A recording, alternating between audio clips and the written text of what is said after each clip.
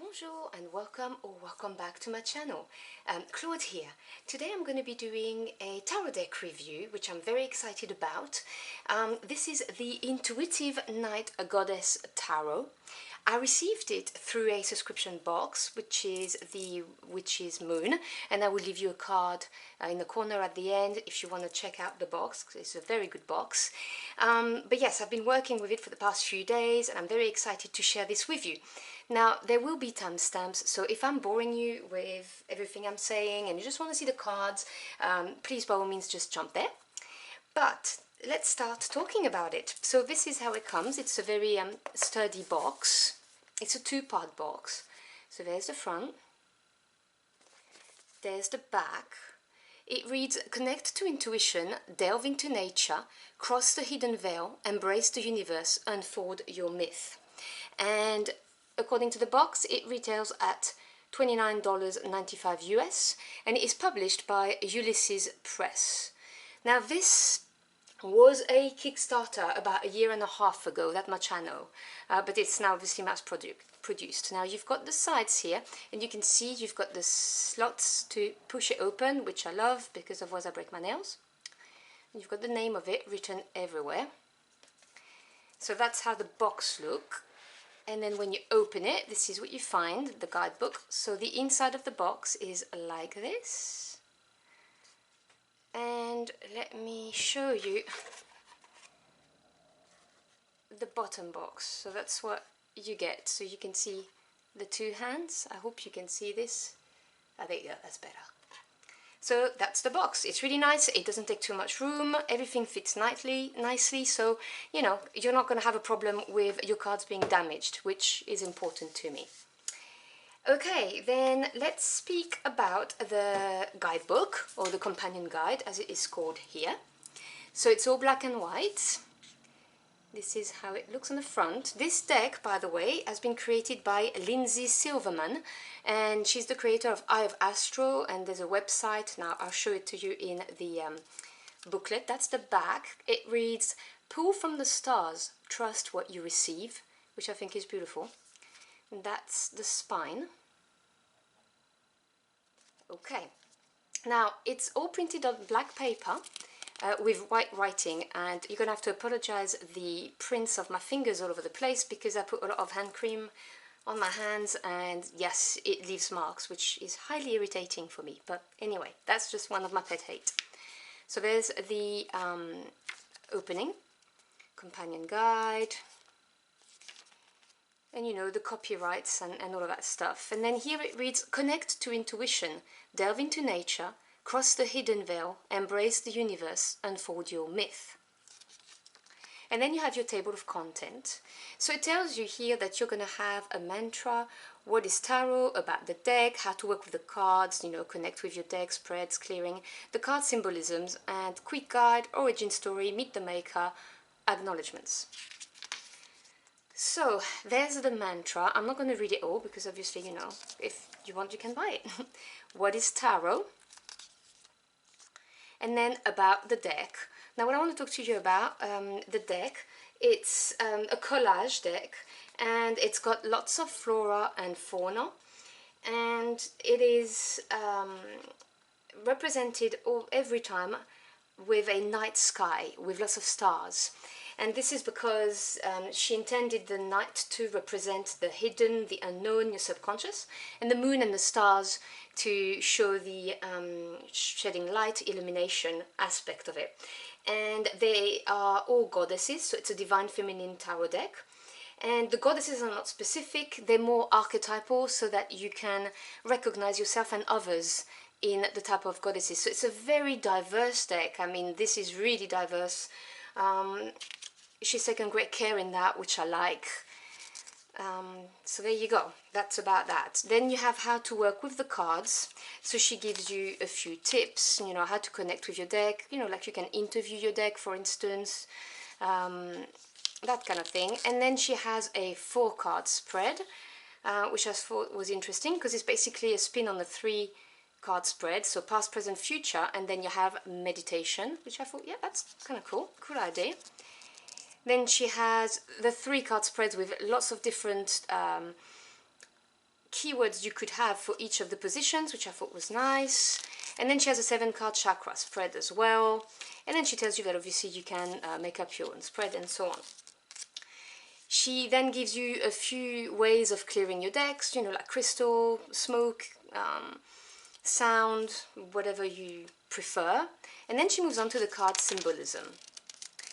Now, this is a very intuitive deck, so it's based a lot of on imagery, which she explains, but she's also based it on the Rider-Waite-Smith, and there are just a few changes in the titles for some of the major arcana.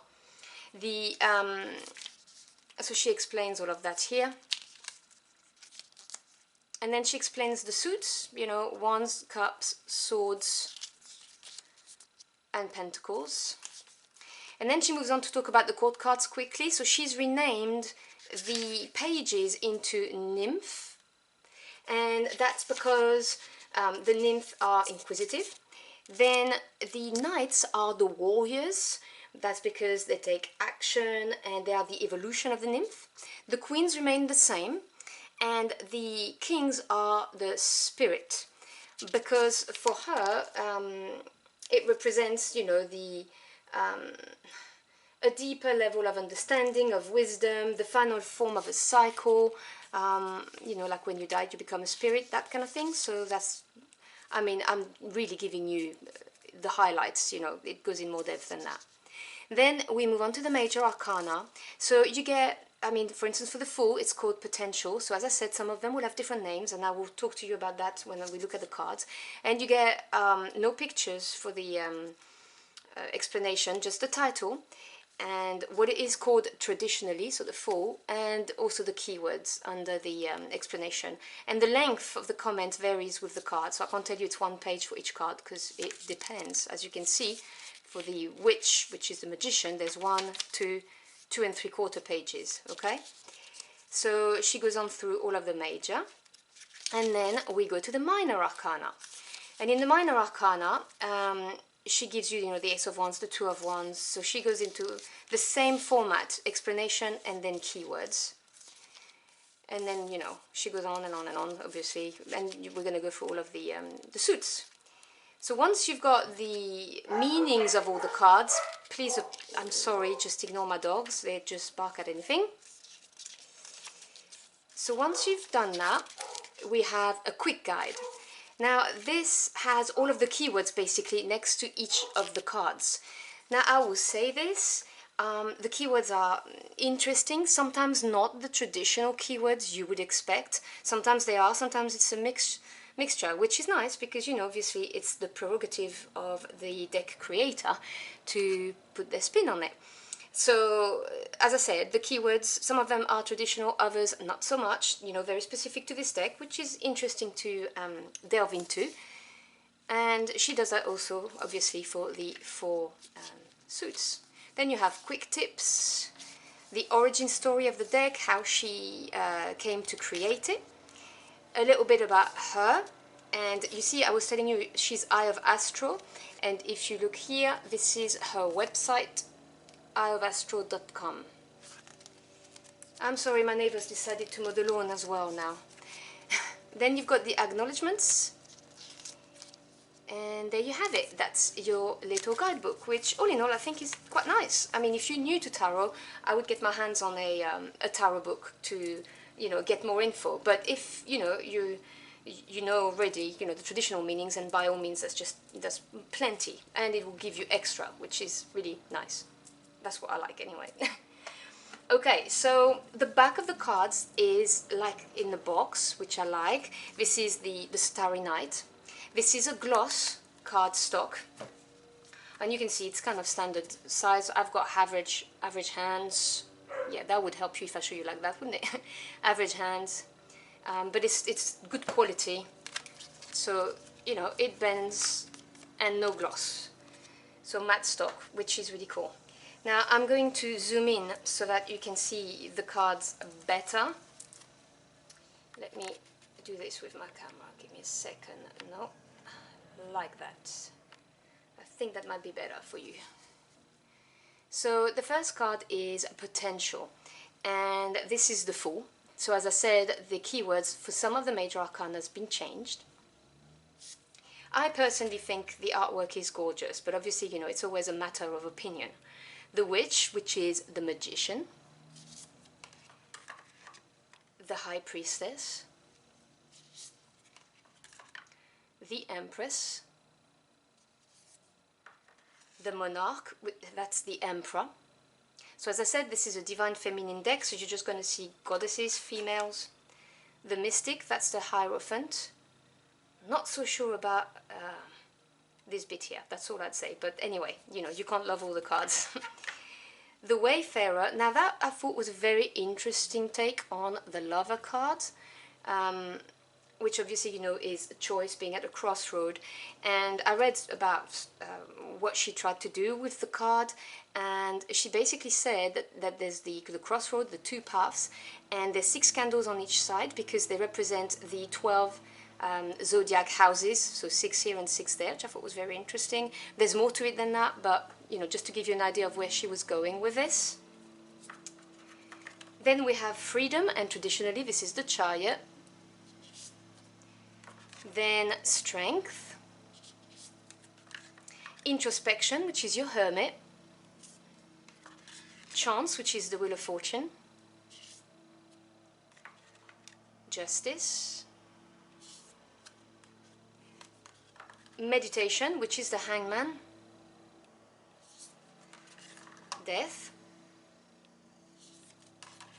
Temperance, the Devil is called Reclamation, and you know, again, this is interesting in the guidebook to talk about, to see what she saw in it. As I said, not always traditional, but very interesting. Revolution is the Tower, and it speaks to me as a French person, you know, because of the French Revolution, so it made me chuckle when I saw that. Then you have the Star, which I think is stunning with all of the flora.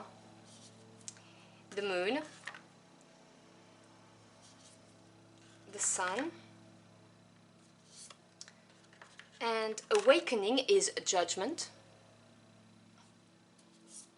and the Universe for the World.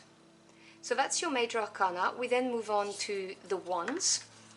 So there's your Ace of Wands. Now the wands are represented with a beam of light, which I thought was a very interesting concept. And I really like the aesthetic of those cards. I think that everything against the Starry Night in black, it's stunning. So the Two of Wands. I'm so sorry about the noise. Three of Wands. Four of Wands. Five of Wands. Six of Wands. Seven of Wands. The 8, you can clearly see the Rider-Waite-Smith, you know, illustrations on that. 9 of Wands. And the 10 of Wands. And then we move on to the Court card. So you have your Nymph of Wands. The Warrior of Wands, I particularly like this one. The Queen of Wands. And the Spirit of Wands, which is your king. Then it's the Ace of Cups. Let me just show you. I think it's very, very pretty.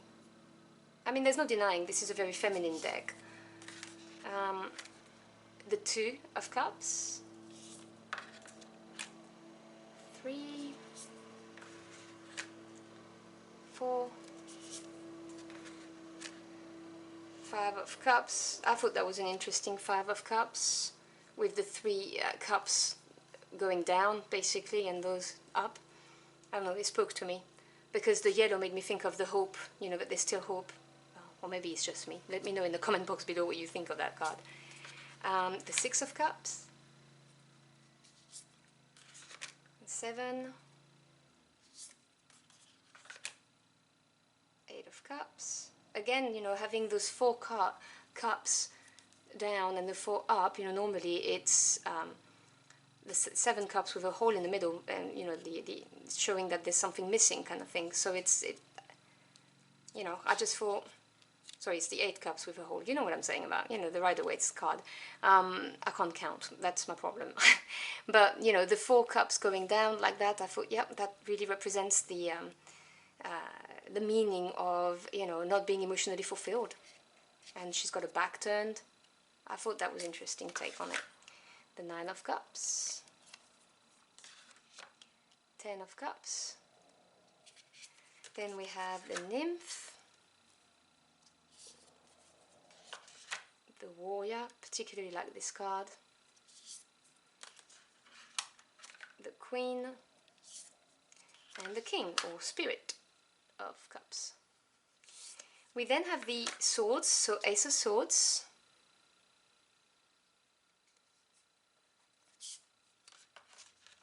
The 2, 3, the 4,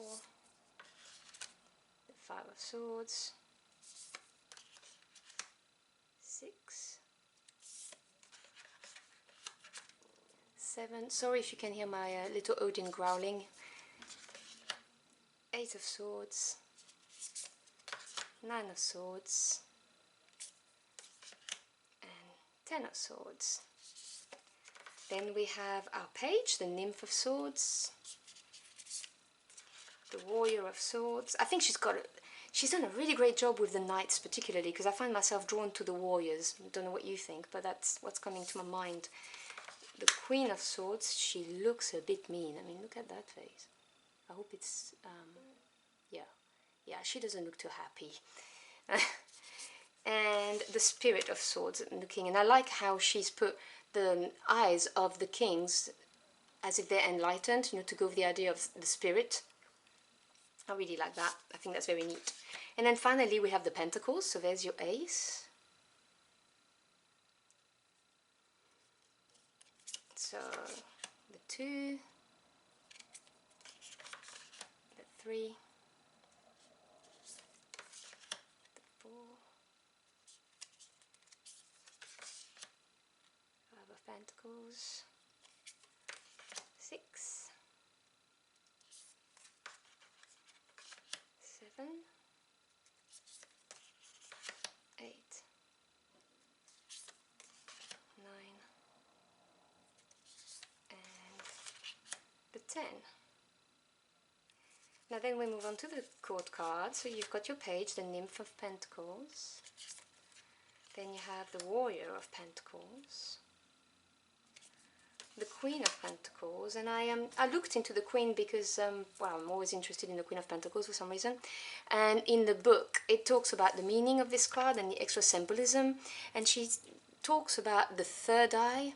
I don't know if you can see it. I hope my camera is going to zoom in on her face.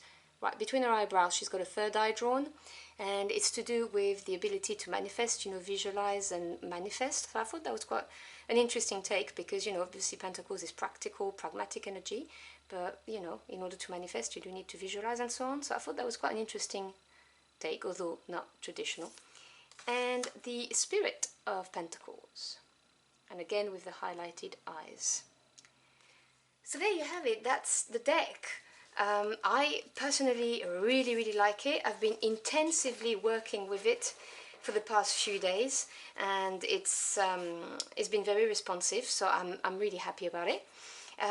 Do let me know in the comment box below what you think of this deck. Have you had it before, or are you planning on buying it? I think it's, you know, really worth it. I'm chuffed with it, I must say. I'm always kind of dubious when I receive something in a subscription box when it comes to tarot, because I'm picky with my decks.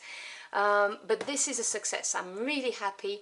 I love it. I recommend it to anybody. So yeah, do let me know what you think. And thank you so much for stopping by and spending some time with me, listening to me rambling on about tarot cards. I really appreciate it. I wish you a wonderful day, and I'll see you again very soon. Until next time, au revoir.